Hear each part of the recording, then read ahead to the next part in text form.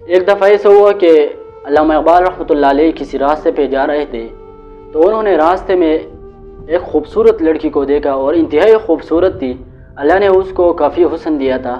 تو علامہ اقبال رحمۃ اللہ علیہ بار بار اس سے دیکھ رہے تھے، تو لڑکی یہ بولی کہ اپنے سے اونچا جو صنم دیکھتے ہیں، زندگی میں رنج و علم دیکھتے ہیں۔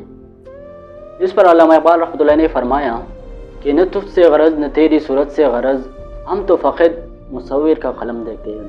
اگر آپ علامہ اقبال رحمۃ اللہ کی زندگی کے اوپر نظر ڈالیں تو انہوں نے تصور پاکستان بھی پیش کیا تھا، جو ہم آج پاکستان کے اندر رہ رہے۔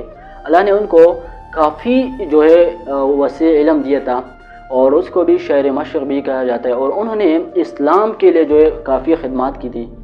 تو اگر اس کی جگہ ہم تھے تو ہم کیا کرتے آپ بتائیں۔